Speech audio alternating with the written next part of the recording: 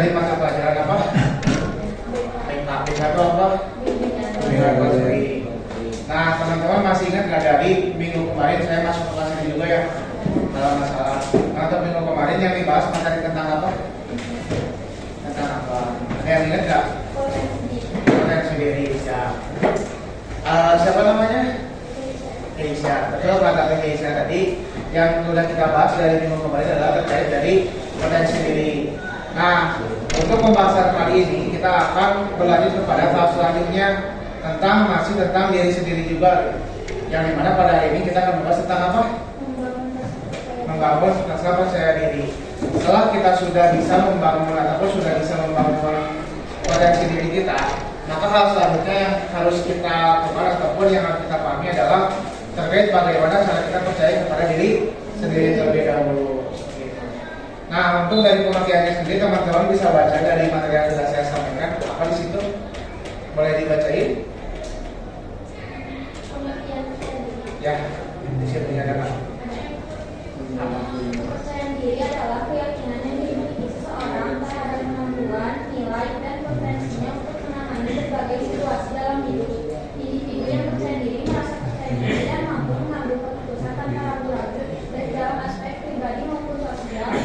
Rasa percaya diri tidak terbatas pada pencapaian besar saja, tapi juga menghargai usaha kecil dan kemajuan. Oke, bagus. Baik, teman-teman semuanya, pada hakikatnya ataupun pada dasarnya manusia itu merupakan makhluk sosial. Yang dimana meskipun manusia itu sebagai makhluk sosial, tapi diantaranya manusia itu harus memahami diri sendirinya terlebih dahulu. Yang dimana minggu kemarin kita sudah membahas tentang potensi diri. Yang dimana kita juga harus paham tentang bagaimana diri kita dan paham bagaimana kekurangan dan kelebihan yang dimiliki oleh diri kita masing-masing. Dan sekarang kita beralih kepada bagaimana cara kita untuk percaya kepada diri sendiri. Karena pada masanya juga sebelum kita percaya kepada orang lain, maka bagi kita percaya kepada diri sendiri. Yang dimana percaya diri sendiri bukan hanya bagaimana cara kita mempercayai saja, tapi bagaimana cara kita menekuni ataupun bagaimana cara kita meyakini bahwa diri kita itu mampu ataupun diri kita akan bisa melewati apa yang ada di depan kita. Karena berbicara tentang percaya diri juga, tadi kan dibacakan oleh Keisha, ada juga tentang potensi, ada juga tentang hal-hal lainnya tentang diri kita masing-masing di dalamnya seperti itu. Nah, menurut teman-teman semuanya, percaya diri ini sangat penting atau tidak? Penting banget. Penting kenapa? Ada yang tahu kenapa percaya diri itu penting? Yo. Oke. Karena teman-teman semuanya ini juga berkaitan dengan bagaimana cara teman-teman meniti perjalanan ke depannya. Dan meskipun teman-teman sekarang masih ada di ranah sekolah atau masih ada di SMK, percaya diri ini pasti sangat penting, pasti sangat dibutuhkan untuk teman-teman menunjukkan jati diri teman-teman itu seperti apa. Karena dengan percaya diri juga seseorang itu bisa menunjukkan jati diri seseorang itu seperti apa, ataupun bisa menunjukkan orang itu pribadinya seperti apa, ataupun pembawaan dari orang itu akan seperti apa. Jadi kalau misalnya kita tidak mempunyai kepercayaan diri, ketika kita hanya memiliki potensi diri saja, maka potensi itu akan siapkan begitu saja ataupun akan hilang begitu saja. Karena apa? Karena kita tidak mempunyai ataupun kita tidak mampu untuk menunjukkan potensi yang dimiliki oleh kita semuanya. Sehingga potensi dan percaya diri ini sangat berkaitan erat. Karena potensi yang dimiliki teman-teman pastinya harus ditunjukkan, ataupun orang-orang sekitar teman-teman itu harus melihat ataupun harus diperlihatkan terkait potensi yang dimiliki oleh teman-teman. Karena teman-teman juga di sini belajar bukan hanya sebatas bagaimana cara teman-teman mengerti saja terkait pelajaran yang disampaikan oleh guru, tetapi bagaimana cara teman-teman bersosialisasi ataupun bagaimana cara teman-teman ngobrol satu sama lain di dalam kelas gitu. Sehingga ngobrol saja pun ataupun sekelas ngobrol, sekecil ngobrol pun pasti teman-teman harus memiliki rasa percaya diri terlebih dahulu seperti itu. Karena apa teman-teman? Ketika teman-teman nanti maju ataupun teman-teman melangkah ke langkah yang selanjutnya pasti akan dihadapkan dengan rintangan yang begitu besar, yang dimana teman-teman pasti akan ditekan dengan orang-orang sekitar, ditekan oleh pihak keluarga ataupun ditekan oleh orang-orang yang terdekat dengan teman-teman. Karena teman-teman pun nanti kedepannya tidak akan serta-merta tetap beranjak di sektor itu, pasti ada yang bekerja dan juga ada yang kuliah. Nah, ketika teman-teman nanti kuliah atau teman-teman bekerja, pasti teman-teman juga harus dibekali dengan rasa percaya diri yang tinggi. Karena ketika contoh saja, ketika teman-teman sekarang sudah masuk ke perkuliahan, teman-teman akan didorong lebih mandiri. Yang dimana mandiri di sini bukan hanya sebatas mengerjakan tugas saja. Sekelas teman-teman sekarang membutuhkan materi pun tidak akan serta-merta dosen yang menulis di depan ataupun tidak akan serta-merta dosen yang memberikan tugas ke teman-teman. Tetapi teman-teman yang mencari tugas ataupun teman-teman yang memenuhi kewajiban teman-teman untuk memenuhi kewajiban teman-teman nanti di perkuliahannya. Karena meskipun konsepnya teman-teman nanti ke kampus bayar atau teman-teman bayar SPP, tapi yang dinamakan dengan perkuliahan nantinya teman-teman tidak akan disuapi terus gitu, tidak akan semata-mata terus dikasih tugas, tapi bagaimana cara teman-teman untuk menyelesaikan kewajiban teman-teman selama di perkuliahan seperti itu. Setelah pengertian, ada apa lagi tentang percaya diri? Bisa dilihat faktor-faktornya. Faktor-faktornya ada apa aja? Ada yang tahu nggak perbedaan faktor internal dan faktor eksternal? Apa makanya?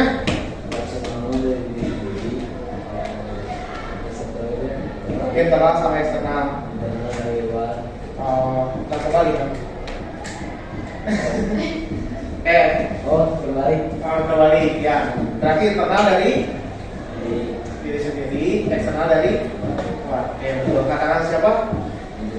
Kang Najri ya. Nah, teman-teman, faktor dari percaya diri sendiri itu ternyata ada dua faktor. Yang dimana yang pertama itu dari faktor diri sendiri ataupun dari faktor internal. Dan yang kedua dari faktor eksternal ataupun faktor dari lingkungan atau dari luar. Nah, di sini juga ada penjelasannya teman-teman dari materi yang sudah saya sampaikan barusan atau yang sudah saya kirimkan filenya. Di situ ada faktor internal dan faktor eksternal. Tuh, di faktor internal pun kita kembali lagi ke pembahasan tentang konsep diri. Kenapa makanya kemarin kita membahas konsep diri baru percaya diri. Nah, faktor internal dari adanya kepercayaan diri seseorang adalah bagaimana cara seseorang itu mengenali potensi dirinya sendiri lebih dahulu. Ketika seseorang sudah mampu mengenali kekurangan, kelebihan ataupun potensi diri yang dimilikinya, maka insya Allah kedepannya kita semua ataupun teman-teman yang di kelas ini akan mampu mewujudkan rasa percaya diri yang tinggi. Amin. Amin. Nah, setelah konsep diri, di situ juga ada bagaimana cara teman-teman sekarang menyadari tentang kondisi fisik. Kondisi fisik di sini bukan berarti bagaimana kita melihat yang good looking ataupun yang biasa aja, tetapi bagaimana cara teman-teman sekarang mampu menjalankan segala aktivitas sehari-hari dari teman-teman semuanya. Yang dimana saya contohkan ketika sekarang berbicara tentang fisik, bagaimana cara teman-teman mampu untuk melaksanakan aktivitas di luar ruangan kah, ataupun teman-teman mampu melaksanakan aktivitas di dalam ruangan.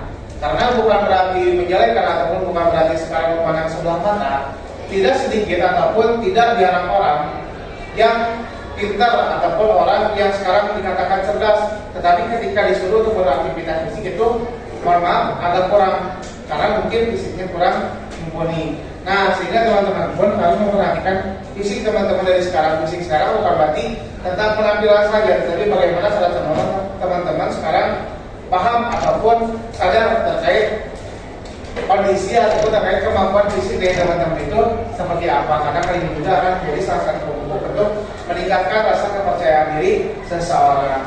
Yang ketiga ada apa? Ada apa yang ketiga? Dari faktor internalnya, pengalaman hidup. Oke. Ya, yang dinamakan dengan pengalaman hidup pasti ada yang pahit dan ada juga yang manis, ada yang baik dan ada juga yang kurang baik. Nah, teman-teman semuanya, ketika sekarang kita berbicara terkait tentang pengalaman, akan dikaitkan dengan pengalaman yang baik dan dengan pengalaman yang buruk.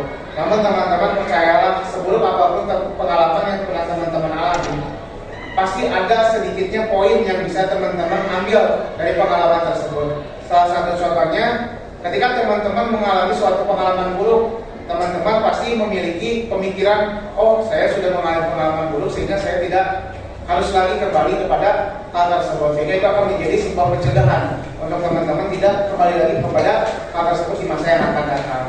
Dipahami dipahami teman-teman? Nah, oke. Yang selanjutnya ada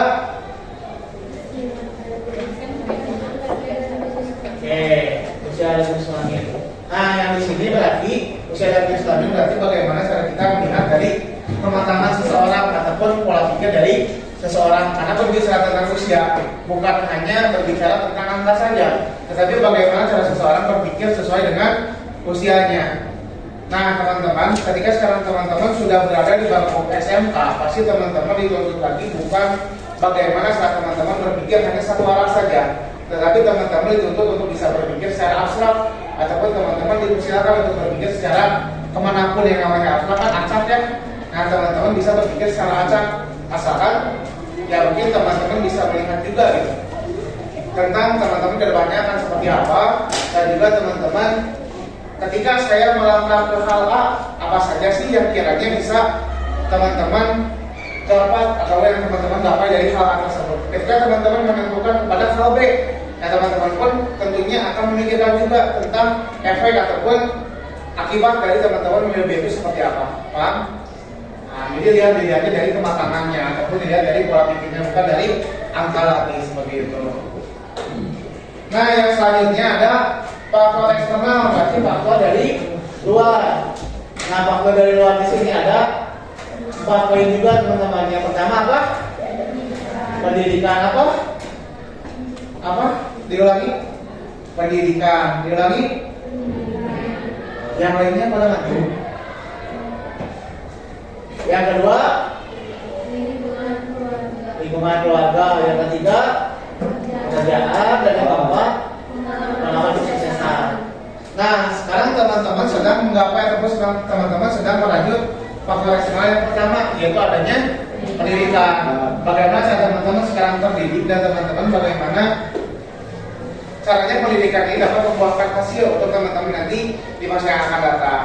Dan itu juga menjadi salah satu pemicu untuk munculnya rasa percaya diri dari seseorang atau dari teman-teman semua yang ada di sini. Yang kedua itu ada lingkungan keluarga dan juga dukungan sosial. Seperti yang sudah saya katakan di awal, lingkungan keluarga atau dukungan sosial itu dikatakan juga bahwa manusia tidak bisa hidup sendiri. Pastinya manusia membutuhkan ataupun membutuhkan bantuan orang-orang di sekitarnya. Orang-orang di sekitar sini bukan hanya sebatas teman saja, tapi keluarga terkecil pun ataupun orang terdekat teman-teman pun itu dapat dikatakan sebagai dukungan sosial. Karena tidak dapat dikatakan dukungan sosial ketika teman-teman mendapatkan dukungan dari orang selain diri teman-teman sendiri, ataupun mendapatkan dukungan dari orang-orang di sekitar teman-teman seperti itu. Nah, karena berbicara tentang sosial juga pasti berbicara tentang validasi ataupun berbicara tentang bagaimana orang lain menilai apa yang teman-teman lakukan. Ketika orang lain menyambut baik tentang apa yang teman-teman lakukan, itu akan menjadi salah satu pemicu utama teman-teman bisa meningkatkan rasa percaya diri ke depannya. Seperti itu. Yang ketiga ada apa teman-teman? Pekerjaan. Nah, melakukan pekerjaan dan meraih keberhasilan ini lebih kepada bagaimana keberhasilan ataupun pencapaian dari pekerjaan yang teman-teman lakukan. Karena ketika teman-teman sekarang sudah paham ataupun teman-teman sudah bisa melihat hasil dari pekerjaan yang teman-teman lakukan, bukan berarti pekerjaan di sini teman-teman udah kerja gitu. Tapi ketika sekolah pun teman-teman bisa menganalogikan itu di dalam bagaimana cara teman-teman nanti mendapatkan nilai yang bagus di balik hasil yang teman-teman sudah lakukan selama proses pembelajaran. Seperti itu. Yang ketiga ada apa?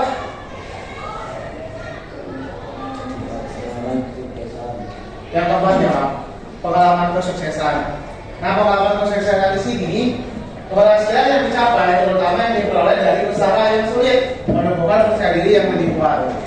Nah, di sini teman-teman seberat apapun di tangan ataupun seberat apapun tugas yang diamanatkan kepada teman-teman, ketika teman-teman sudah mampu menjalani ataupun sudah mampu menyelesaikan tugas tersebut, maka itu akan menjadi salah satu pemicu utama teman-teman memiliki rasa percaya diri yang kuat. Jadi jangan sekarang ada tugas yang berat atau ada tugas yang sangat sulit, teman-teman malah menghindari ataupun malah mengeluh gitu. Mengeluh boleh tapi berhenti jangan gitu. Silakan mengeluh teman-teman, tapi tetap tugasnya dikerjakan ataupun tetap dijalankan seperti itu.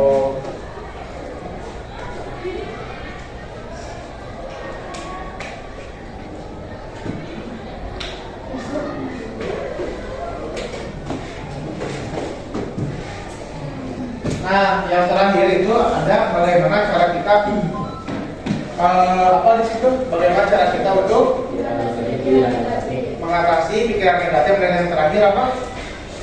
Yang slide terakhir menerima diri apa adanya.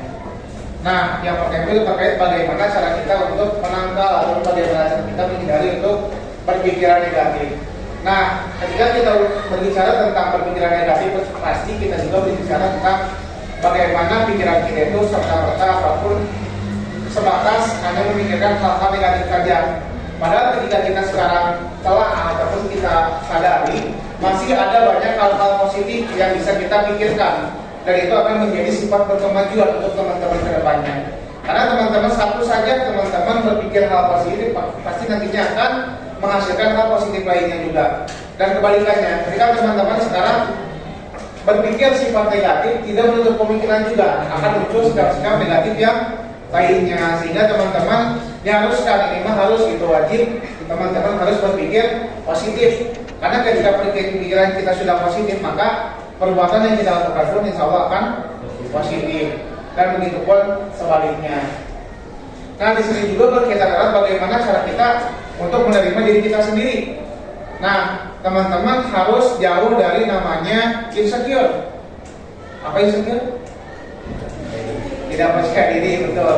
Nah, karena sekarang pembahasan percaya diri, insecure itu berarti bagaimana cara teman-teman menghindari hal yang dinamakan dengan insecure ataupun tidak percaya kepada diri sendiri.